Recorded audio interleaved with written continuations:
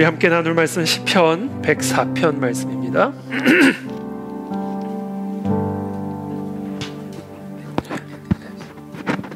시편 104편 1절부터 35절까지 우리 한 목소리로 한 절씩 교독하겠습니다. 시편 104편 저부터 읽겠습니다. 내 영혼아 여호와를 송축하라. 여호와 나의 하나님이여 주는 심히 위대하시며 존귀와 권위로 옷 입으셨나이다.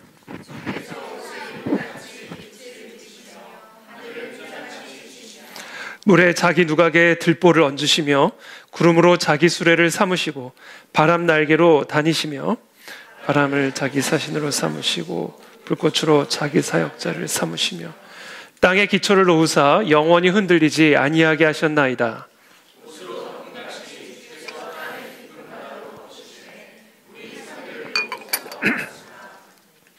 주께서 꾸짖으시니 물은 도망하며 주의 우레소리로 말미암아 빨리 가며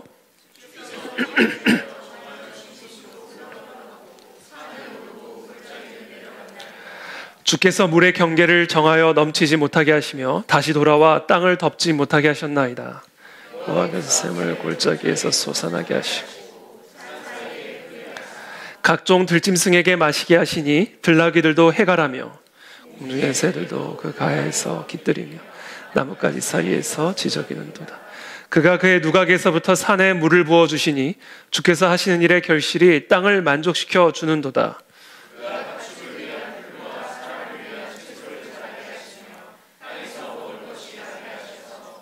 사람의 마음을 기쁘게 하는 포도주와 사람의 얼굴을 윤택하게 하는 기름과 사람의 마음을 힘있게 하는 양식을 주셨도다.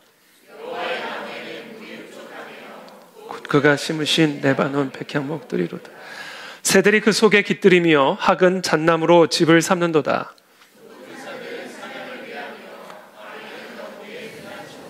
여호와께서 달로 절기를 정하시며 해는 그 지는 때를 알도다.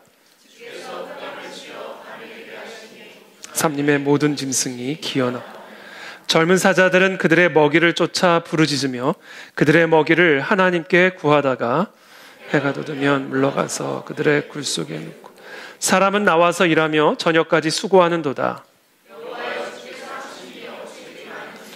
주께서 지혜로 그들을 다 지으셨으니 주께서 지으신 것 거기에는 크고 넓은 바다가 있고 그 속에는 생물 곧 크고 작은 동물들이 무수하니이다.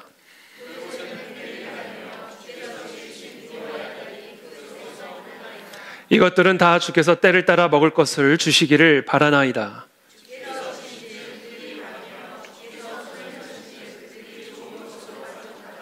주께서 낯을 숨기신즉 그들이 떨고 주께서 그들의 호흡을 거두신즉 그들은 죽어 먼지로 돌아가니이다.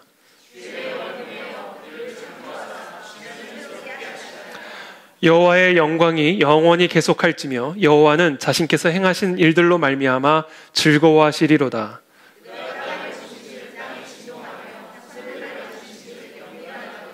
내가 평생토록 여호와께 노래하며 내가 살아있는 동안 내 하나님을 찬양하리로다.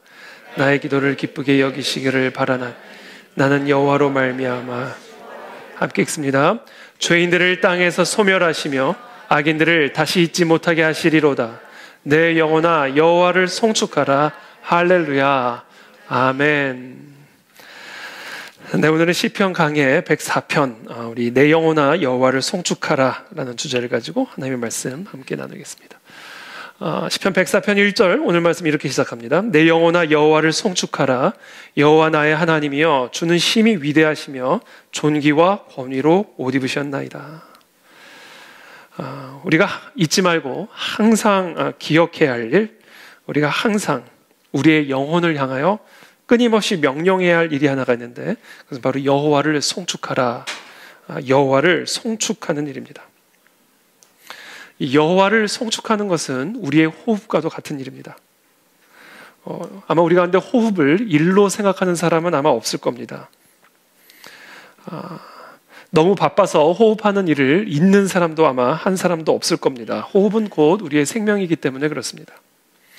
생명이 존재하는 한 호흡은 중단되지도 않고 또 중단될 수도 없습니다. 호흡이 중단이 되면 생명도 중단이 되고 생명이 중단이 되면 호흡도 중단이 되기 때문에 그렇습니다. 호흡과 생명은 하나입니다. 여호와를 송축하는 일, 우리가 여호와를 찬양하는 일은 하나님의 형상대로 지음받은 인간에게는 호흡과 같은 일입니다. 왜냐하면 우리는 그렇게 하나님을 찬송하도록 살면서, 찬송하면서 살도록 그렇게 지음을 받은 존재이기 때문에 그렇습니다. 이사야서 43장 21절의 말씀입니다. 이 백성은 내가 나를 위하여 지었나니 나를 찬송하게 하려 함이니라. 하나님이 우리를 지으신 목적이 우리의 찬송을 받기 위함이다.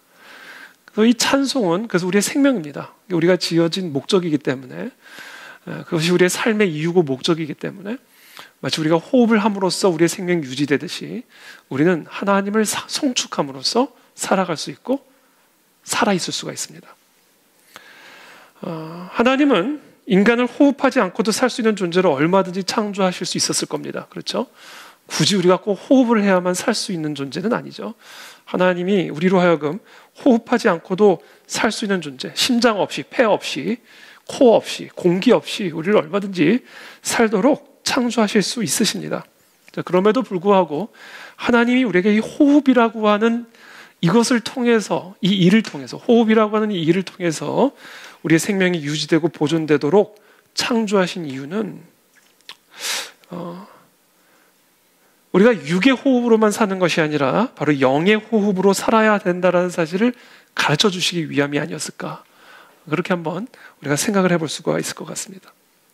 하나님은 우리를 먹지 않고도 살 수 있도록 창조하실 수 있지만 육의 양식을 먹음으로 살도록 지으신 이유는 사람이 떡으로만 사는 것이 아니라 하나님의 입에서 나오는 말씀으로 살아야 된다는 사실을 우리로 하여금 잊지 않고 살아가게 하시기 위함이 아니었을까. 저는 그렇게 생각할 수가 있을 거라 생각합니다. 호흡, 우리는 이 호흡을 함으로써 살아갈 수 있듯이 우리의 영혼이 하나님을 송축함으로써만 우리는 살아갈 수가 있다라는 것이죠. 나의 영혼이 호흡할 때, 나의 영혼이 이 여호와를 항상 송축할 때 비로소 그 하나님 안에 있는 생명이 나의 삶에 흘러 들어올 수가 있는 것입니다. 그러므로 우리가 지금 어떤 상황 가운데 있든지 어떤 환경 가운데 있든지 우리는 호흡만 하면 살 수 있듯이 찬양만 하면 살 수가 있습니다.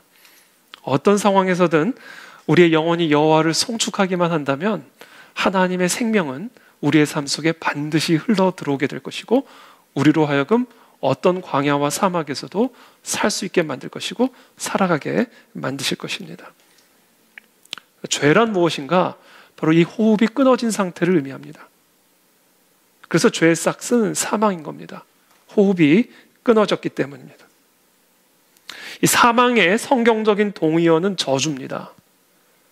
그리고 그 저주의 증상은 슬픔, 우울, 염려, 두려움, 가난, 질병 등등 모든 형태의 고통으로 나타나게 되어 있습니다. 여호와를 송축하는 일이 회복이 될 때 우리는 바로 이 죄로부터 구원을 받게 될 것이고 저주와 사망으로부터 건져냄을 받게 될 것을 여러분 믿으시기를 축복합니다. 여호와를 송축하는 일은 우리의 생명줄입니다. 우리의 생명이 되신 하나님이 우리의 삶에 하나님 안에 있는 그 생명을 불어넣어 주실 수 있는 유일한 생명줄은 바로 하나님을 송축하는 일입니다. 문제는 우리의 나태하고 교만한 죄성이 날마다 이 생명줄을 끊어놓으려고 한다는 사실에 있습니다. 그래서 우리는 날마다 우리의 영혼을 향하여 명령해야 합니다. 내 영혼아 여호와를 송축하라. 내 영혼아 잊지 말고 나태하지 말고 게으르지 말고 여호와를 송축하라. 그것이 바로 우리의 생명줄이니라. 이것이 오늘 이 시편 104편 시편 기자의 핵심적인 찬송의 기도의 내용입니다. 그렇다면 우리는 어떻게 우리의 중단된 이 송축을, 영혼의 호흡을 다시금 회복할 수 있을까요? 저와 여러분들의 삶에 얼마나 이 영혼의 호흡을 잘 하고 계십니까? 혹시 그것이 우리의 게으름과 나태함과 교만함으로 중단이 되었다면 어떻게 우리는 이 중단된 영혼의 호흡을 회복하여 우리의 삶의 모든 사망과 저주의 증상들을 제거하고 사막에 길이 나고 광야에 강이 나는 놀라운 하나님의 생명을 다시금 충만하게 누릴 수 있을까요? 중단된 우리의 이 찬양, 영혼의 호흡을 다시금 회복할 수 있는 길은 여호와 하나님을 아는 일에서부터 시작이 됩니다. 여호와 하나님의 하나님 되심을 아는 일에서부터 하나님을 찬양하는 일은 다시 회복이 될 수가 있습니다. 하나님의 하나님 되심을 우리가 알게 될 때 우리는 그 하나님을 높여드리게 되고, 그 하나님을 높여드리게 될 때 우리는 하나님을 의존하게 되고, 우리가 그 하나님을 의존하게 될 때 우리는 하나님을 기뻐하게 됩니다. 그래서 하나님을 아는 지식이 없이 우리는 우리의 영혼으로 여호와를 송축할 수 없고, 여호와를 송축함이 없이 여호와의 생명이 우리의 삶에 흘러 들어올 수 있는 길은 없습니다. 그러므로 우리를 살리는 이 영적인 생명은 바로 여호와를 아는 일에서부터 시작이 됩니다. 그 여호와를 알아갈 때 우리는 하나님을 높여드리고 의지하게 되고 기뻐하며 하나님을 송축하게 되고, 그와 같은 송축을 통해서 우리의 삶에 하나님의 생명이 흘러들어오게 된다는 것이죠. 오늘 설교의 제목이 내 영혼아 여호와를 송축하라. 이 송축에는 바로 이 네 가지 요소가 들어가 있음을 오늘 우리는 기억하고 하나님을 날마다 송축하고 찬양해야 합니다. 첫 번째, 1단계 오늘 기억하셔야 될 겁니다. 하나님을 아는 일입니다. 여호와 하나님을 아는 일에 힘을 쓰시길 축복합니다. 두 번째, 그 하나님을 알았다면 그 하나님을 높여드리는 일에 힘을 쓰셔야 됩니다. 세 번째, 여호와 하나님을 높여드린다면 그 하나님을 온전히 의존해야 됩니다. 그리고 그 하나님을 온전하게 의존한다면 우리는 그 하나님을 기뻐해야 합니다. 이것이 바로 찬송, 송축의 4단계요 4요소입니다. 그래서 우리의 찬양에 항상 이 네 가지 요소가 들어가 있어야 돼요. 이 네 가지 단계를 거쳐서 우리는 진정한 찬양을 올려드리게 되고, 이 네 가지 단계를 통해서 하나님을 찬양할 때 하나님의 보좌로부터 흘러나오는 생명이 우리를 살리시고 회복하시고 치유하시는 것을 경험하고 누리게 되는 것입니다. 저는 오늘 이 밤에 이 네 가지 여호와를 알고, 그리고 그 여호와를 높여드리고, 그 여호와를 전적으로 의존하며 그 하나님을 기뻐하시는 이 밤이 되시기를 축복합니다.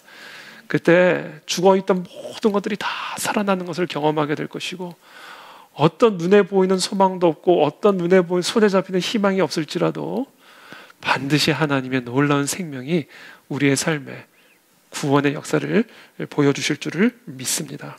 그러므로 아무것도 염려하지 말고, 아무것도 절망하지 말고, 아무것도 두려워하지 말고 여호와를 아는 일에 힘을 쓰시기를 축복합니다. 그리고 그분을 높여드리는 일에 힘을 쓰시기를 축복합니다. 그리고 그분만을 전적으로 의존하며 나가십시오. 그리고 그 하나님을 기뻐하십시오. 그때 우리는 살아나게 될 것입니다. 그래서 느헤미야 8장 10절에서 느헤미야는 슬픔에 잠긴 이스라엘 백성들을 향하여 이렇게 말합니다. 근심하지 말라.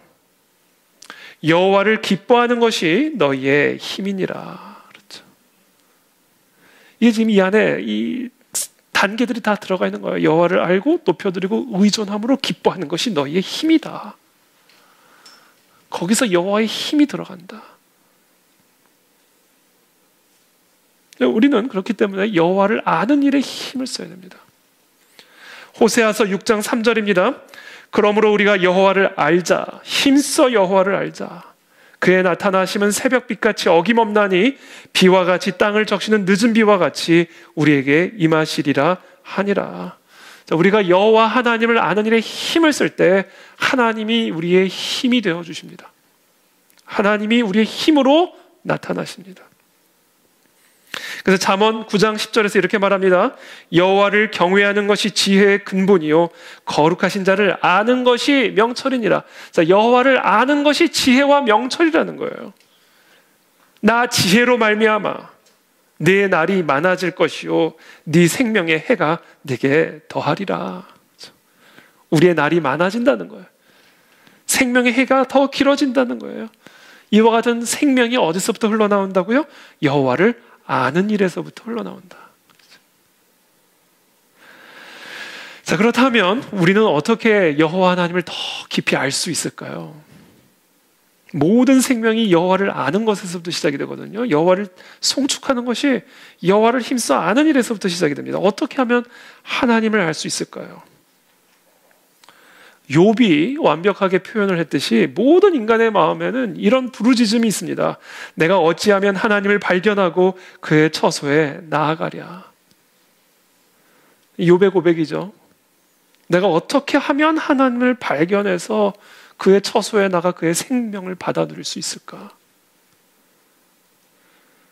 많은 사람들이요, 비록 자신은 하나님을 믿지 않는다라고 말을 하지만 모든 인간 안에는 하나님에 대한 의식이 있고 하나님을 발견하고자 하는 이 욥과 같은 열망이 있습니다.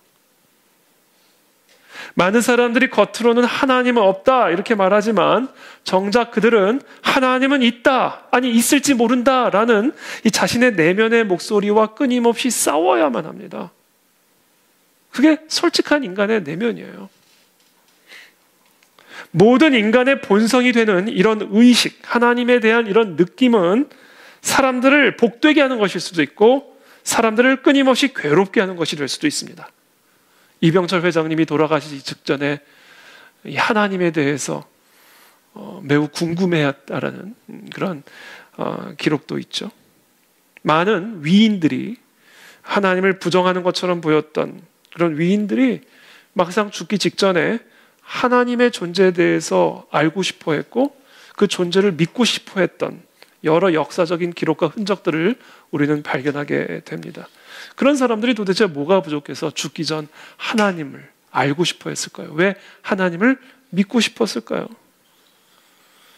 모든 사람 안에는 이와 같은 하나님에 대한 의식을 회피할 수가 없습니다. 그런 인간들에게 우리는 어떻게 하나님을 가르쳐 줄 수 있을까? 욥의 고백처럼 사방에 우겨쌈을 당하는 이런 완벽한 고난과 환난 속에서, 흑암 속에서 어디를 봐도 하나님의 도우심이 보이지 않고 어디를 붙잡아도 하나님의 손을 붙잡을 수 없는 것 같은 그런 온전하고 완벽한 어둠 속에서 우리는 어떻게 하나님을 알 수 있고 발견할 수 있을까? 고린도전서 1장 21절에 이렇게 말합니다. 이 세상이 자기 지혜로 하나님을 알지 못하므로. 여러분, 우리의 지혜로는 절대로 그와 같은 하나님을 발견할 수가 없습니다. 우리는 우리의 지혜로, 우리의 노력으로 하나님을 알 수가 없습니다. 우리는 오직 하나님의 계시로만 하나님을 알 수가 있습니다. 왜냐하면 우리의 지혜는 위대한 하나님을 알기에는 턱없이 연약하고 부족하고 하찮은 것이기 때문에 그렇습니다. 하나님은 오직 하나님의 계시로만 발견되어질 수가 있습니다. 하나님은 몇 가지 방법을 통해서 우리들에게 하나님 자신을 계시해 주셨습니다. 하나님을 알고자 하는 자들은 이 세 가지 계시를 붙잡아야 합니다. 하나님을 알기를 원하는 사람들에게는 이 세 가지 계시를 알려줘야 합니다. 우리는 이 세 가지 계시를 통해서 하나님을 알게 되고 우리는 그 하나님을 높여드릴 수가 있게 되고 그래서 그 하나님만을 의존하게 되고 그 하나님을 기뻐함으로 송축하여 하나님의 생명으로 충만함을 누릴 수가 있게 되는 것이죠. 혹시 지금 캄캄한 흑암 가운데 하나님의 도움을 발견하기를 소원하고 계신 분들이 있다면 이 세 가지 계시를 붙들게 되기를 축복합니다. 첫 번째입니다. 하나님은 하나님이 창조하신 모든 만물을 통해서 우리에게 하나님을 계시해 주셨습니다. 그래서 우리는 이제 자연 계시라고도 말을 하죠. 루스드라라고 하는 지역에 걷지 못하는, 발을 쓰지 못하는 한 사람이 앉아 있었어요. 나면서부터 앉은뱅이였던 사람입니다. 근데 그 앉은뱅이에게 일어날 수 있을 만한 믿음이 있는 것이 보여졌어요. 바울의 눈에. 그래서 바울이 아주 큰 소리로 일어나 걸어라 외쳤습니다. 그러자 이 나면서부터 앉은뱅이 되었던 이 사람이 일어나 걷기 시작했던 거예요. 하나님의 생명이 들어간 겁니다. 이 사람 안에. 그랬더니 그것을 목격한 이 루스드라의 사람들이 방언으로 소리를 지르기 시작했어요. 그 나라, 그 지역 방언으로 소리를 지르기 시작했어요. 신들이 사람의 형상으로 우리 가운데 내려오셨다. 사람들 안에 이 신에 대한 의식이 있어요. 사도 바울이 나면서부터 안진뱅이 된 자를 믿음으로 일으키니까 그것을 목격한 사람들이 사도 바울을 신들이다, 신이다 이렇게 외치기 시작하는 거예요. 그래서 사람들은 바나바를 제우스라고 부르고 바울은 에르메스, 명품 있죠? 에르메스라고 불렀어요. 그리고는 그 사람들은 바나바와 바울 앞에서 제사를 드리려고 했습니다. 그러니까 이 두 사도들이 옷을 찢으면서 무리 가운데 뛰어들어서 소리를 지르기 시작했어요. 그 장면을 누가는 사도행전 14장에 이렇게 기록합니다. 이르되 여러분이요 어찌하여 이런 일을 하느냐 우리도 여러분과 같은 성정을 가진 사람이라. 여러분에게 복음을 전하는 것은 이런 헛된 일을 버리고 천지와 바다와 그 가운데 만물을 지으시고 살아계신 하나님께로 돌아오게 함이라. 사도 바울이 지금 이들을 전도하는 모습을 한번 살펴보세요.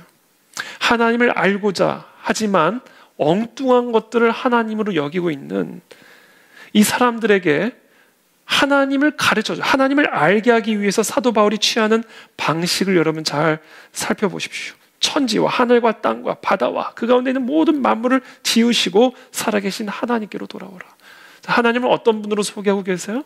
그들이 살고 있는 이 천지 만물을 지으신 분으로 소개하고 있습니다. 16절에 하나님이 지나간 세대에는 모든 민족으로 자기들의 길들을 가게 방임하셨으나 그러나 자기를 증언하지 아니하신 것이 아니니 자기를 증언하셨다는 거예요. 하나님이 스스로를 우리에게 계시하셨다라는 겁니다. 곧 어떻게 해요? 여러분에게 하늘로부터 비를 내리시며 결실기를 주시는 선한 일을 하사, 자, 비를 주시고 추수를 하여 먹을 것들을 우리에게 주시는 이런 선한 일을 우리에게 베푸심으로 음식과 기쁨으로 여러분의 마음에 만족하게 하셨느니라. 이렇게 말하여 겨우 무리를 말려 자기들에게 제사를 못하게 하니라. 우리 특별히 지금 추석을 맞아 정말 우리에게 결실을 주신 그 하나님의 은혜로 말미암아 정말 맛있는 음식으로 기쁨으로 우리가 서로의 마음을 만족시키는 그런 복된 추석 연휴를 보내고 있는데, 이 자리는 조상신 앞에 제사를 드리는 때가 아니라 바로 천지 만물을 창조하신 여호와 앞에 예배를 드리는 때가 되어야 할 줄로 믿습니다. 그래서 오늘 특별히 영상을 통해서든 오늘 이 자리에 우리 예배에 오신 여러분들, 여러분들의 친지들과 함께 맛있는 떡을 떼고 식사 교제를 나누는 때에 아직 하나님을 알지 못하고 예수 그리스도를 영접하지 못한 분들이 있다면 조상신 앞에 무릎을 꿇고자 하는 그런 사람들이 있다면 우리는 분명하게 이 진리를 가르쳐 줘야 합니다. 천지와 바다와 그 가운데 만물을 지으시고 살아계신 하나님께로 돌아오시기를 축복합니다. 자연 계시를 통해서 우리는 하나님을 알게 됩니다. 그 하나님을 알게 될 때 우리는 그 하나님을 높여드리게 되고 의존하게 되고 기뻐하게 되며 송축함으로 하나님이 부어주시는 놀라운 생명력을 누리게 되는 것입니다. 우리 그 안에 질결이 모든 가정과 가문이 천지 만물을 창조하신 하나님만을 섬기는 믿음의 가문이 되시기를 예수님의 이름으로 축복합니다. 특별히 또 온 가문이 모이는 이 추석의 기회를 통해서 아직 사람을 예배하고 사람을 섬기고 사람을 제사하는 그런 우리의 친지들이 있다면 그들에게 분명하게 하나님은 살아계시고 그 하나님께로 돌아올 수 있는 방법을 가르쳐 주셔서 온 가정과 가문이 온전히 하나님을 예배하는, 그래서 하나님의 축복과 생명으로 충만한 그런 믿음의 가문, 물된 동산 같은 그런 가문으로 저와 여러분들의 가문이 세워지시기를 예수님의 이름으로 축복합니다. 시편 19편 1절에도 이렇게 말씀하시죠. 하늘이 하나님의 영광을 선포하고, 자, 하늘이 하나님의 영광을 선포한다는 거예요. 궁창이 그의 손으로 하신 일을 나타내는도다. 하나님의 손이 하신 일이 이 자연세계 가운데 고스란히 나타나고 있는 거예요. 저는 피카소를 본 일이 없거든요. 피카소를 만난 일도 없고, 제가 피카소 그림 전시전에 한번 들어가 본 일이 있습니다. 피카소의 손으로 직접 그린 그런 그림들을 본 일이 있죠. 피카소를 본 적도 없고 만난 적도 없지만 저는 그 그림을 통해서 이 피카소의 어떻게 보면 생각, 피카소라는 인물을 느낄 수가 있었던 거예요. 여러분, 제가 최근에 피라미드를 봤는데요. 피라미드 꼭대기에 글자들이 적혀 있더라고요. 그 피라미드가 엄청나게 크잖아요. 피라미드 돌 하나가요, 사람 키보다도 크더라고요. 그런 돌이 몇천 개인지 몇만 개인지 어마어마하게 큰 산을 이루고 있잖아요. 근데 누가 드론으로 이렇게 딱 찍어놨는데 그 피라미드 맨 꼭대기에 글자들이 적혀 있어요. 아마도 그 피라미드를 만든 사람들의 글자가 아니었을까요? 그 오랜 세월에 비바람을 거치면서도 남아있는 그 피라미드를 만든 사람들의 그 흔적이 그 피라미드에 적혀 있는 것을 보면서 뭐랄까 전율을 느꼈어요. 그런 거예요. 저 해를 보고 저 달을 보고 바다를 보고 저 하늘을 볼 때 우리는 하나님의 손으로 하신 일을 보고 느끼게 되는 것이죠. 특별히 추석 연휴를 맞아 산에서 바다에서 들에서 충만한 그 하나님의 손길을 여러분들이 만끽하시게 되기를 축복하고 그 하나님을 송축할 수 있게 되기를 바랍니다. 하나님은 하나님이 친히 창조하신 이 자연 세계를 통해서 하나님의 신성을 우리 가운데 계시하고 계셔요. 그래서 우리는 날마다 하늘 아래 살며 땅 위에 살며 그렇죠? 바다를 보며 들의 빛꽃을 바라보며 날마다 그 모든 것 안에 찍혀있는 하나님의 지문을 바라보며 날마다 우리의 영혼이 그 하나님을 높여드리고 송축하는 그 일에 힘을 쓸 수 있도록 여러분들의 영혼이 항상 깨어있게 되기를 예수님 이름으로 축복합니다.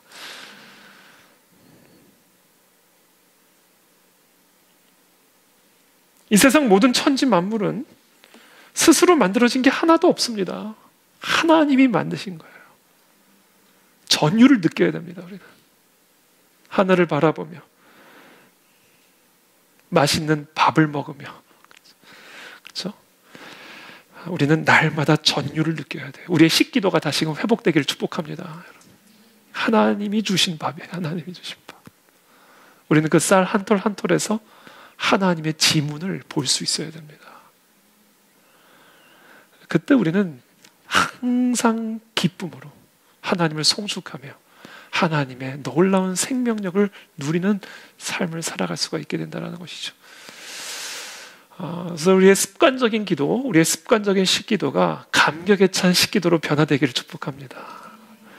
우리의 습관적인 가정 예배가 정말 감격에 찬 가정 예배가 되기를 축복합니다. 자연 계시를 통해서 우리는 하나님을 경험하게 되는 것이죠. 보게 되는 것이죠. 그래서 2절부터 그것을 노래하고 있습니다. 우리가 어떻게 하나님을 알 수 있고 그래서 우리가 그 하나님을 어떻게 높여드리고 의존하며 기뻐하며 송축할 수 있을까? 2절부터 말합니다. 주께서 옷을 입은 같이 빛을 입으시며 하늘을 휘장같이 치시며 물에 자기 누각에 들보를 얹으시며 구름으로 자기 수레를 삼으시고 바람 날개로 다니시며 바람을 자기 사신으로 삼으시고 불꽃으로 자기 사역자를 삼으시며 땅에 기초를 놓으사 영원히 흔들리지 아니하게 하셨나이다. 옷으로 덮음같이 주께서 땅을 깊은 바다로 덮으시매 물이 산들 위로 솟아올랐으나 주께서 꾸짖으시니 물은 도망하며 주의 우레소리로 말미암아 빨리 가며 주께서 그들을 위하여 정하여 주신 곳으로 흘러갔고 산은 오르고 골짜기는 내려갔나이다. 주께서 물의 경계를 정하여 넘치지 못하게 하시며 다시 돌아와 땅을 덮지 못하게 하셨나이다. 바다를 보면서 산을 보면서 골짜기를 바라보면서 땅을 바라보면서 지금 이 시편의 기자는 하나님을 노래하고 있습니다.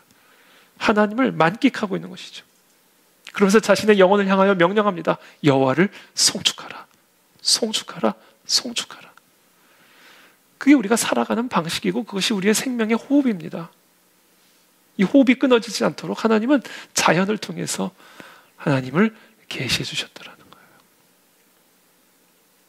자연의 교과서에서는 주어가 언제나 자연입니다. 물이 흐르고 주어가 언제나 자연이에요. 산이 솟았고 해가 비치고 하늘이 있고 세상은 주어가 자연이에요. 그러나 시편의 기자는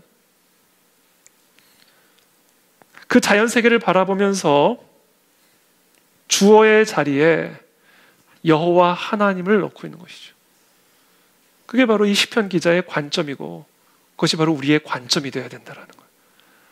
자연만을 바라보고 있었던 분들이 계신다면 이제는 그 자연을 주의 자리에서 내려놓게 하고 여호와 하나님을 그 자리에 올려드려야 된다는 것이죠. 6절에 보세요. 옷으로 덮은 같이 주께서 땅을 깊은 바다로 덮으셨고 7절에 주께서 꾸짖으시니 물은 도망하여 주의 우레소리로 말미암아 빨리 가며 8절에 주께서 그들을 위하여 정하여 주신 곳으로 흘러갔고 산은 오르고 골짜기는 내려간다. 이게 다 주께서 하신 일이다. 9절에 주께서 물의 경계를 정하여 넘치지 못하게 하시며 다시 돌아와 땅을 덮지 못하게 하셨나이다. 주의 주 여호와께서 하시는 일입니다. 이 감각만 우리가 다시금 살아날 수만 있다면 우리의 삶은 달라질 것이고 우리는 항상 호흡하듯 여호와를 송축하게 될 줄을 믿습니다. 그런 은혜가 우리 가운데 회복이 되기를 축복합니다. 특별히 이 시편의 기자는 이 자연 세계의 놀라운 섭리, 그렇죠? 산이 솟아있고 물은 경계가 있어서 일정 그 경계선 너머로 흘러 들어오지 않도록 하셔서 사람이 살 수 있게 하셨고, 그래서 이 모든 신비로운 자연의 섭리 속에서 질서 속에서 하나님의 위대하심을 찬양하고 있을 뿐 아니라 이 시편의 기자는 이 하나님의 놀라운 작품 세계 안에서 또 다른 것을 보게 됩니다. 그것은 바로 하나님의 섬세한 돌보심, 하나님의 풍성한 공급하심을 보고 있고 또 그것을 찬양하고 있습니다. 10절부터 13절입니다. 다 함께 읽겠습니다. 시작. 여호와께서 샘을 골짜기에서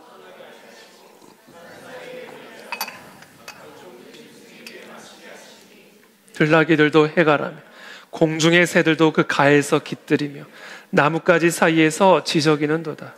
그가 그의 누각에서부터 산에 물을 부어주시니 주께서 하시는 일의 결실이 땅을 만족시켜 주는도다. 아멘. 14절에 또 제가 읽어드릴게요. 그가 가축을 위한 풀과 사람을 위한 채소를 자라게 하시며 땅에서 먹을 것이 나게 하셔서 사람의 마음을 기쁘게 하는 포도주와 사람의 얼굴을 윤택하게 하는 기름과 사람의 마음을 힘있게 하는 양식을 주셨도다. 하나님은 들짐승에게도 먹이시고요, 들나귀들의 목마름도 해갈시켜 주셔요. 공중의 새들도 그 가에서 깃들게 하셨고 나뭇가지 사이에서 지저귀게 하셨습니다. 저 들짐승, 들나귀, 공중의 새들에게도 마실 물을 공급하셨고 거주할 수 있는 처소를 마련해 주셨고 먹을 수 있는 양식을 공급하셨어요. 그러면 모기를 잡으려고 그러는데 모기가 순식간에 날아가더라고요. 제가 그때 어떤 걸 느꼈냐면 정말 이 모기 같은 미물도 자신의 생명을 보존할 수 있는 본능을 집어넣어 주신 걸 느낀 거예요. 그 순간 제가 잡으려고 그러다 제가 너무 불쌍하게 생각이 돼서 그래, 피 좀 빨아먹는다고 내가 죽나.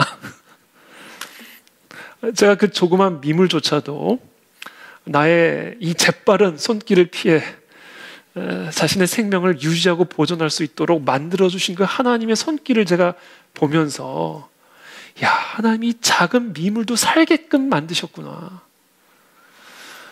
공중의 새, 들짐승, 들나귀들도 먹고 마시도록 하나님이 모든 자연의 흐름들을 다스리고 주관하시는 이 섬세한 돌보심, 그렇죠?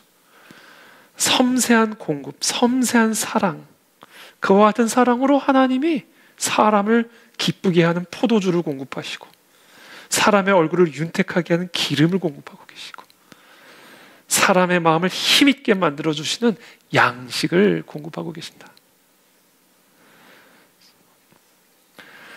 16절부터 또 제가 읽어드리겠습니다. 여호와의 나무에는 물이 흡족하며 곧 그가 심으신 레바논 백향목들이로다. 새들이 그 속에 깃들이며 학은 잣나무로 집을 삼는도다. 자, 레바논 백향목들을 만드셔서 그 속에 새가 깃들게 하시고 학은 잣나무로 집을 삼는도다. 18절에 높은 산들은 사냥을 위하며 바위는 너구리의 피난처로다. 사냥과 너구리까지 돌보시는 하나님. 19절에 여호와께서 달로 절기를 정하시며 해는 그 지는 때를 알도다. 달과 해를 다 컨트롤하시면서 자연의 모든 질서를 주장하셔서 물이 흐르고 꽃이 피고 나무가 세워지고 곡식들이 열매를 맺고 그것을 통해서 그 속에서 사는 들짐승부터 사냥, 들나귀까지 그리고 모든 사람에 이르기까지 먹이시고 입히시고 돌보시는 이 하나님의 놀라운 섭리. 20절에 주께서 흑암을 지어 밤이 되게 하시니 삼림의 모든 짐승이 기어나오나이다. 젊은 사자들은 그들의 먹이를 쫓아 부르짖으며 그들의 먹이를 누구에게 구해요? 하나님께 구한대요. 젊은 사자들조차 자신의 힘으로 먹이를 구하는 거라 생각했는데 그게 아니라 하나님께 구한대. 하나님께.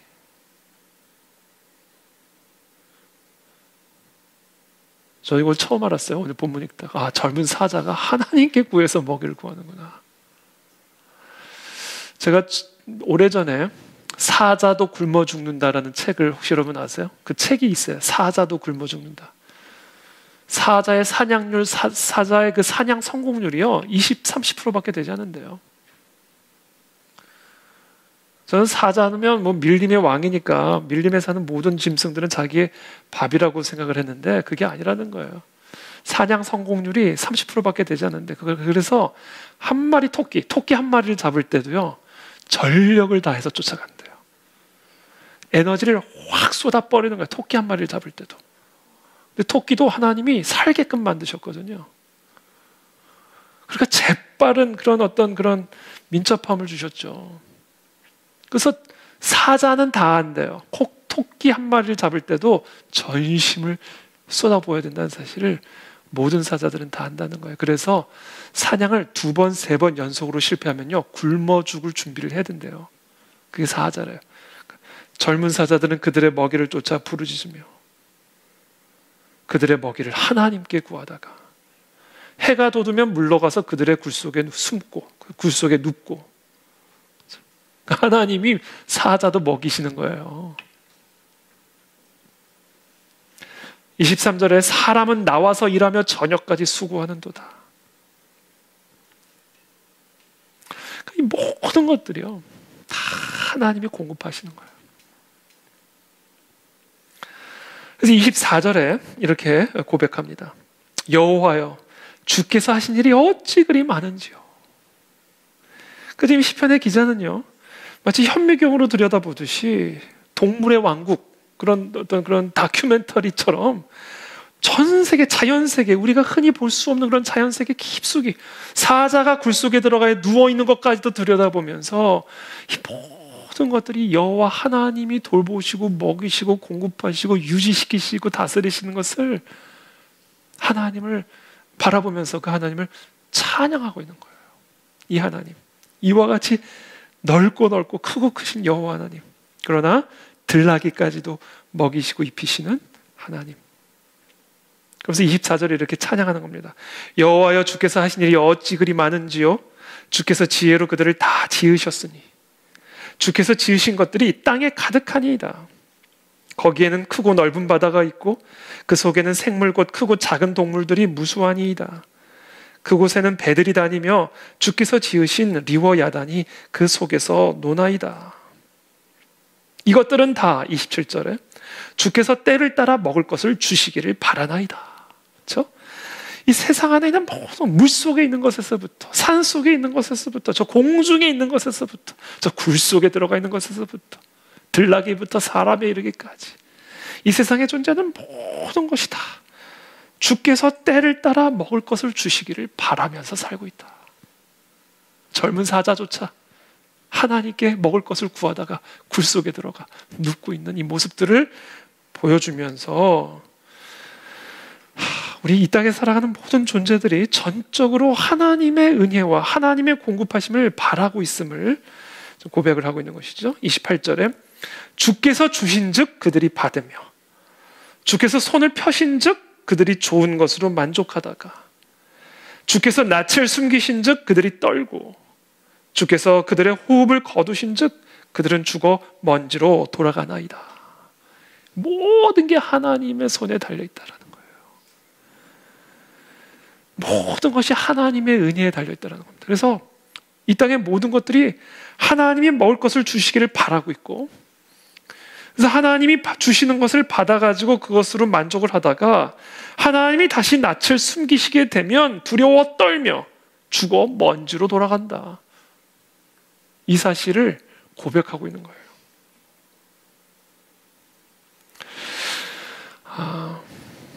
이처럼 크신 하나님, 그러나 이처럼 섬세하게 우리를 돌보시는 하나님이 바로 이 자연세계를 통해서 우리 가운데 계시되고 있음을 이 시편의 기자는 노래하고 있고 또 찬양하고 있는 겁니다.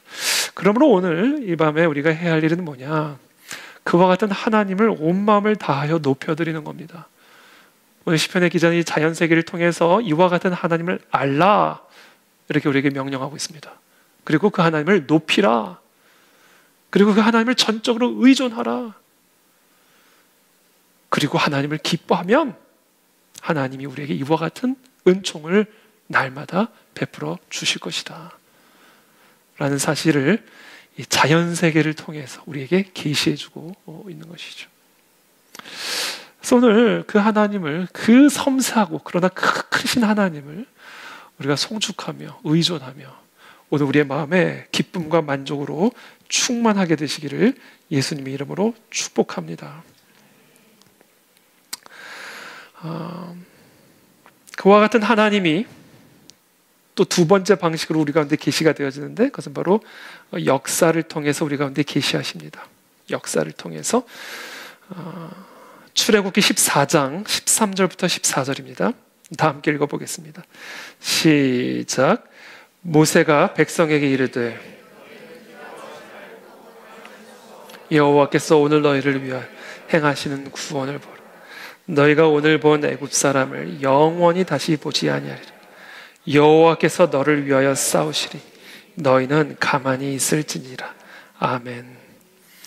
첫 번째는 자연 계시고요. 우리는 자연을 통해서 그와 같은 하나님을 알고 송축하게 되고요. 두 번째는 역사를 통해서 계시되어지는 하나님입니다. 지금 오늘 이 시편의 기자의 고백처럼 이렇게 돌보시고 이렇게 공급하시고 이렇게 지키시는 그 여호와 하나님을 역사 속에서 우리는 발견하게 됩니다. 그와 같은 하나님을 체험한 사람들의 이야기를 통해서 우리는 그 하나님을 알게 됩니다. 성경은 오늘 시편의 기자가 노래하고 있는 이와 같은 하나님, 자연세계를 다스리고 통치하시며 이 자연세계를 통해서 계시된 하나님의 그 섬세한 돌보심과 사랑의 능력을 역사를 통해서 발견하게 됨을 우리에게 가르쳐주고 있는 것이죠. 성경은 그와 같은 인물, 그와 같은 사건으로 가득한 책이에요. 그래서 우리는 이 성경을 통해서 계시된 그 역사를 통해서 하나님을 알게 되고, 그래서 우리는 그와 같은 하나님을 높이고 의존하며 기뻐할 수가 있게 되는 겁니다. 여호수아서 5장 15절의 말씀이죠. 여호와의 군대 대장이 여호수아에게 이르되 내 발에서 신을 벗으라. 네가 선 곳은 거룩하니라 하니 여호수아가 그대로 행하니라. 홍해가 갈라지고 애굽에서 그 모든 10가지 재앙을 통해서 애굽의 신들이 가짜임을 드러내시고 하나님의 하나님 되심을 그 역사 속에서 계시하셨죠. 그 역사를 통해서 계시된 하나님을 기억하라 이거예요. 여리고 전쟁을 앞둔 여호수아에게 네 발에서 신을 벗으라. 네 선 곳은 거룩하니라. 하나님께서 이와 같이 말씀하신 이유는 역사를 통해서 계시된 나를 알고 그 하나님만을 송축할 것을 지금 명령하고 있는 겁니다.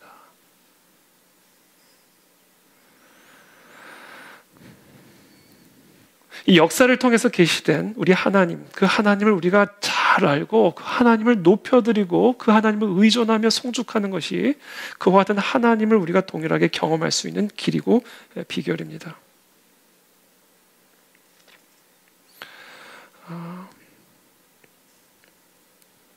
여리고성에서는 대승을 거두지만 아이성에서는 대패를 당하게 되죠.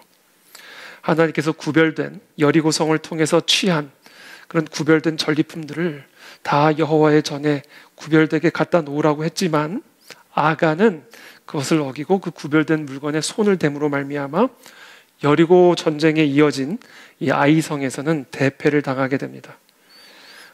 그와 같은 일들은 무엇을 우리에게 말씀하시는가? 이 모든 전쟁은 여호와 하나님께 속한 것이고 이 역사 속에서 계시된 그 하나님을 아는 일에 힘을 쓰지 않으면 반드시 패배를 당하게 될 것이고 하나님이 너희들과 함께 할 수 없음을 우리에게 가르쳐주고 있는 역사적인 사건인 것이죠.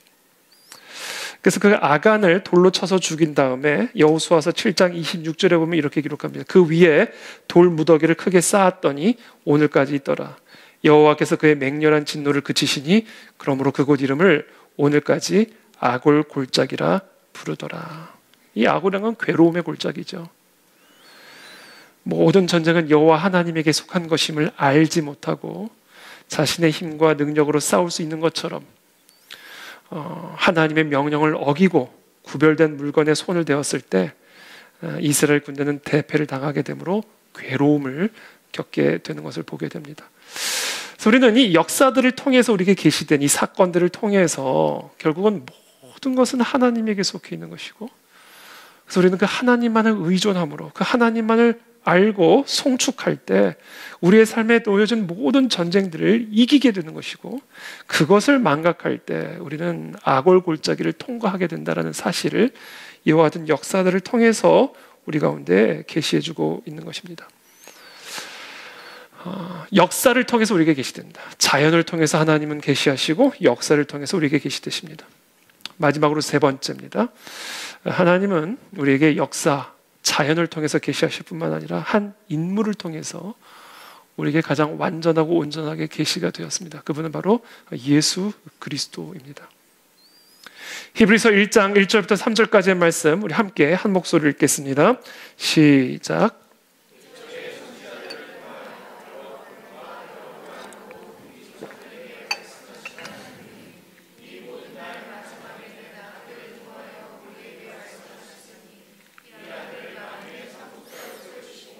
또 그로 말미암아 모든 세계를 지으셨느니라. 이는 하나님의 영광의 그 본체의 형상이시 그의 능력의 말씀으로 만물을 붙드시며 죄를 정결하게 하는 일을 하시고 높은 곳에 계신 지극히 크신 이의 우편에 앉으신 아멘. 자, 옛적의 선지자들을 통해서 여러 부분과 여러 모양으로 우리 조상들에게 말씀하신 하나님, 계시하신 하나님이 자연을 통해서도 계시하셨고 선지자들의 말을 통해서도 계시하셨고 또 역사를 통해서도 하나님을 계시하신 그 하나님께서 이 마지막 때에는 아들을 통하여 우리에게 계시되셨다. 이 아들을 만유의 상속자로 세우셨고 그로 말미암아 모든 세계를 지으셨느니라. 우리는 하나님이 창조하신 모든 세계를 통해서 또 이 땅에서 여러 모양 여러 부분으로 나타난 역사적 사건들을 통해서 하나님을 보게 되고 알게 되는데 그러나 이 모든 것이 결국에는 예수 그리스도의 계시를 통해서 완성이 됐음을 우리에게 가르쳐주고 있는 것이죠. 이는 3절에 하나님의 영광의 광채시요 그 본체의 형상이시라. 그의 능력의 말씀으로 만물을 붙드시며 죄를 정결하게 하는 일을 하시고 높은 곳에 계신 지극히 크신 이의 우편에 앉으셨느니라. 예수 그리스도를 통해서 하나님은 우리에게 계시되셨습니다. 우리는 하나님을 알고자 하는 자에게 바로 이 예수 그리스도라고 하는 이 인물을 통해서 최종적으로 완전하게 하나님이 계시되었음을 가르쳐 줘야 됩니다. 그렇다면 그 예수 그리스도가 하나님이라는 사실, 하나님이 그 예수 그리스도라는 사람을 통해서 우리 가운데 계시되었다는 사실을 도대체 무엇으로 확인할 수 있고 알 수 있는가? 로마서 1장 1절부터 4절까지 말씀 다시 한번 읽겠습니다. 시작.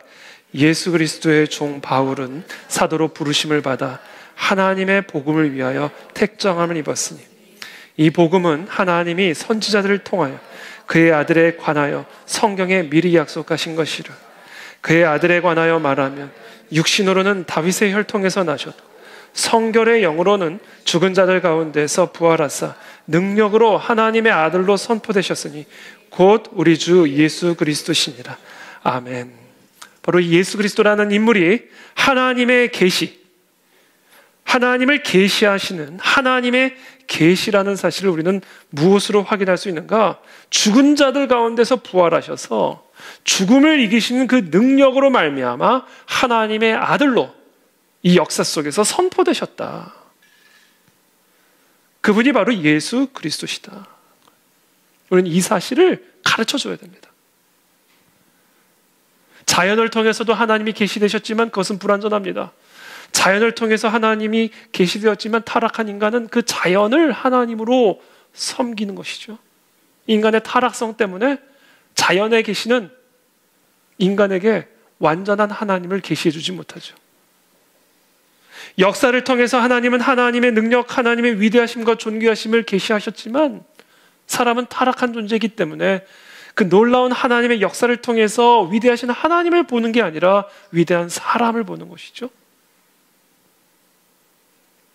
그렇기 때문에 자연을 통해서도 하나님이 우리에게 계시되어지고 역사를 통해서도 분명히 하나님이 계시가 되어지지만 타락한 인간의 본성으로 말미암아 우리는 그 자연과 그 역사를 통해서 완전하고 온전하게 하나님을 볼 수가 없는 겁니다. 그래서 하나님은 이 마지막 날에 누구나 볼 수 있고 누구나 할 수 있고 누구나 부인할 수 없는 방식으로 우리 가운데 찾아오셨습니다.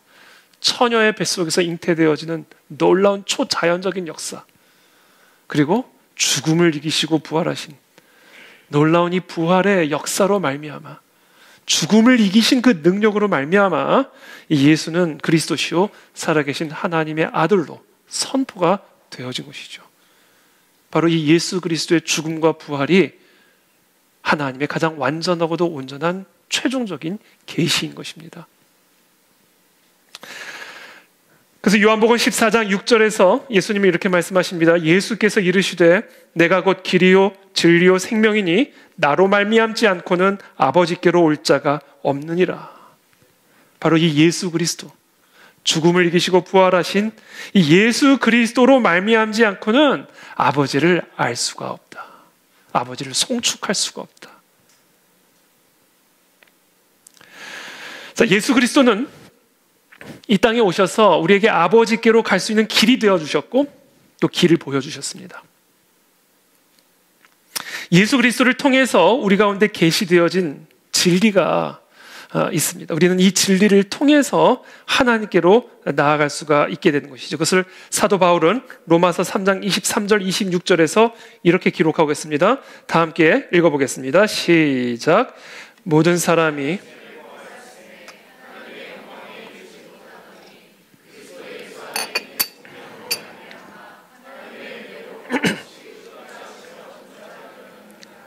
이 예수를 하나님이 그의 피로써 믿음으로 말미암는 화목제물로 세우셨으니 이는 하나님께서 길이 참으시는 중에 전에 죄를 간구하심으로 자기의 의로우심을 나타내려 하심이니 곧 이때에 자기의 의로우심을 나타내사 자기도 의로우시며 또한 예수 믿는 자를 의롭다 하려 하심이라. 아멘. 자, 예수 그리스도를 통해서 하나님이 우리에게 계시하신 진리, 모든 사람이 죄를 범해서 하나님의 영광에 이를 수 없다라는 진리를 우리 가운데 계시해 주셨습니다. 두 번째, 그리스도 예수 안에 있는 속량으로 말미암아 하나님의 은혜로 값없이 의롭다 하심을 얻어 하나님께로 나아갈 수 있는 길이 열리게 되었음을 우리 가운데 계시해 주셨습니다. 이 예수를 하나님이 그의 피로써 믿음으로 말미암는 화목제물로 세우셨으니 바로 이 예수 그리스도의 속량의 피를 믿음으로 말미암아 우리는 하나님의 의롭다함을 얻어 하나님께로 나아갈 수 있는 자녀가 되었다. 이것이 바로 하나님이 마지막 때에 예수 그리스도를 통해서 우리에게 계시하신 진리입니다. 이사야서에서는 하나님이 이와 같이 예수 그리스도의 사역을 다음과 같이 예언합니다. 그는 실로 우리의 질고를 지고 우리의 슬픔을 당하였거늘 우리는 생각하기를 그는 징벌을 받아 하나님께 맞으며 고난을 당한다 하였노라. 자, 예수 그리스도께서 십자가에서 죽임을 당하시고 고난을 당하신 이 모든 것이요, 우리의 질고를 지신 것이고 우리의 슬픔을 당한 일이라는 사실을 우리에게 계시하고 계십니다. 5절에 그가 찔림은 우리의 허물 때문이요. 내가 찔려야 할 그 찔림을 그리스도께서 대신 받으신 것은 다 우리의 허물 때문에 당한 찔림이요. 그가 상함은 우리의 죄악 때문에 당한 상함이라. 그가 징계를 받음으로 우리는 평화를 누리고 그가 채찍에 맞음으로 우리는 나음을 받았도다. 여러분, 이것이 복음의 소식입니다. 이게 복된 소식입니다. 이것이 하나님이 예수 그리스도를 통해서 마지막 날에 우리 가운데 계시하신 진리입니다. 우리는 이 진리를 통해서만 하나님을 알 수 있고 하나님께로 갈 수가 있습니다. 우리가 하나님을 송축하는 일은 무엇을 송축하는 것인가? 바로 이 일을 알고 이 일을 높이며 이 일을 의존하며 이 일을 기뻐하는 것에 있는 것입니다. 이것이 바로 여호와를 송축하는 거예요. 하나님이 인간의 모양으로 이 땅에 오셔서 우리의 모든, 지금 여러분들이 어떤 슬픔을 갖고 계시든지 간에 그 모든 슬픔을 예수님이 지셨고, 우리가 지금 어떤 상함과 고통을 갖고 있든지 간에 그 모든 질고를 예수님이 십자가에서 다 대신 지셨다라는 거예요. 우리가 어떤 죄가 있고 어떤 허물이 있고 어떤 악함이 있다 할지라도 그것을 다 예수님이 대신 찔리시고 상함을 받음으로 우리의 모든 죄값을 치르셨다라는 거예요. 이 진리를 아는 거, 그리고 이 진리를 높이는 거, 그리고 이 진리만을 의존하는 거, 그리고 이 진리로 인해 기뻐하는 거, 그게 여호와를 송축하는 겁니다. 그리고 그 송축을 통해서 하나님의 생명이 우리 가운데 흘러들어와 우리의 허물을 씻어내시고 우리의 질고를 해결하시며 우리의 모든 질병과 우리의 모든 상함들을 낫게 하시고 회복시키시는 하나님의 생명력을 누리게 된다는 거예요. 이게 복음입니다. 너무 기쁘지 않으세요? 하나님이 우리의 질고를 대신 지셨대요. 그 예수 그리스도께서 십자가에서 찔리시고 못 박혀 죽임을 당하실 때요, 우리의 모든 슬픔을 대신 담당하셨대요. 우리의 모든 주홍빛 같은 붉은 죄들을 그 십자가에서 다 대신 지셨다라는 거예요. 그 사실을 알고 그 사실만을 높이고 그 사실만을 의존하고 그 사실만으로 기뻐함으로 여호와를 송축할 때 우리의 질병들이 나음을 얻고 우리의 허물들이 씻겨져 나가며 우리의 삶을 괴롭게 하고 고통스럽게 하는 모든 흑암의 저주들이 끊어지는 하나님의 생명이 우리의 삶에 흘러들어온다는 거예요. 이게 여호와를 송축하는 겁니다. 우린 이것을 알아야 됩니다. 이것을 전해야 됩니다. 여기에 하나님의 생명이 있는 거예요.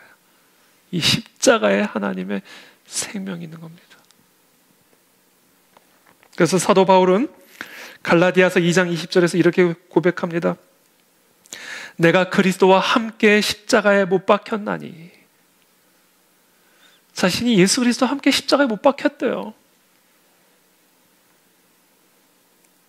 이게 우리가 그리스도를 통해서 계시된 하나님을 아는 지식이에요.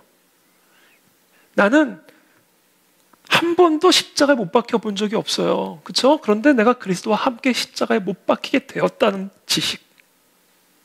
왜? 그리스도께서 나의 모든 죄와 그 죄로 인한 모든 사망의 저주를 다 십자가에서 대신 담당하셨기 때문에 내가 실제로 십자가에 못 박힌 적은 없지만, 내가 실제로 하나님의 심판을 받지는 않았지만, 그러나 그리스도와 함께 내가 십자가에 못 박혀 죽임을 당했다는 이 지식을 아는 거예요. 내가 그리스도와 함께 십자가에 못 박혔나니 그런즉 이 지식을 내가 알게 되었으니 이제는 내가 사는 것이 아니요, 이제는 그 죄 많고 허물 많고 그 연약하고 그 부족하고 그 저주받은 내가 이제 사는 게 아니라 죽음을 이기신 그리스도께서 내 안에 사시는 것이다 라는 이 지식을 아는 거예요. 이 지식을 알아야 됩니다. 우리가 어떤 상황 가운데 있든지 이 지식을 알고 높이고 의존하고 기뻐해야 합니다. 그때 죽음을 이기시고 모든 저주를 이기시고 사단 마귀의 머리를 밟으신 그 그리스도의 놀라운 생명력이 우리의 삶에 흘러들어오게 된다라는 거예요. 이제 내가 육체 가운데 사는 것은 나를 사랑하사 나를 위하여 자기 자신을 버리신 하나님의 아들을 믿는 믿음 안에서 사는 것이라.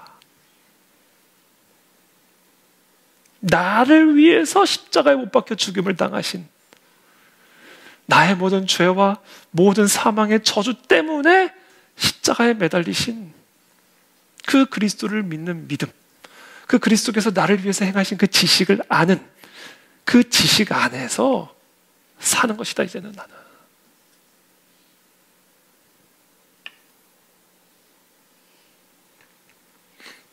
여러분, 이 복음을 다시 한번 알기를 축복합니다. 그리고 이것을 높여드리길 축복합니다. 여러분, 어떤 상황에서든지 이 복음을 높여드리십시오. 그리스도께서 모든 걸 다 감당하셨다. 내 안에 사는 이 내가 아니요 예수 그리스도시. 이제 내 안에 사는 이는 내가 아니라 그 죄 많고 허물 많고 그 연약하고 상처 많은 내가 아니라 모든 죄와 허물을 감당하시고 모든 흑암과 사망의 저주를 이기신 그리스도께서 사시는 것이라.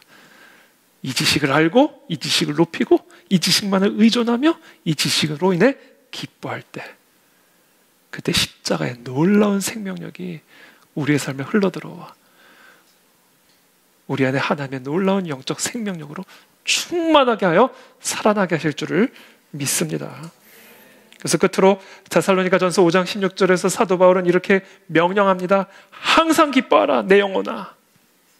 자신의 영혼을 향하여 명령하는 거예요. 내 영혼아 항상 기뻐하라. 그리스도께서 우리를 위해서 십자가에서 행하신 그 일을 알고 높이고 의존함으로 항상 기뻐하라. 그 지식을 알고 높이고 의존함으로 쉬지 말고 기도하라. 그리고 범사에 감사하라. 이는 그리스도 예수 안에서 너희를 향하신 하나님의 뜻이니라. 하나님이 그리스도를 통해서 우리에게 계시하신 하나님의 사랑이다. 자나깨나 복음만을 높이시기를 축복합니다. 여러분, 모든 해결은 복음 십자가 안에 있는 겁니다. 날마다 이 십자가를 높이십시오. 날마다 이 십자가만을 의지하십시오. 그리고 날마다 이 십자가로 인해 기뻐하며 송축하십시오. 그때 모든 것을 이기시고 모든 것을 살리신 하나님의 생명과 능력이 저와 여러분들의 삶에 충만하게 될 줄을 믿습니다. 예수 그리스도의 이름으로 축복합니다. 예수 그리스도의 이름으로 구하던 하나님의 생명으로 충만할지어다. 마른 뼈와 같은 우리의 모든 영혼들이 다 소성케 될지어다. 내 영혼아 여호와를 송축할지어다. 예수 그리스도의 이름으로 여호와를 송축하는 이 밤이 되시기를 예수님의 이름으로 축복합니다. 기도하며 나가겠습니다.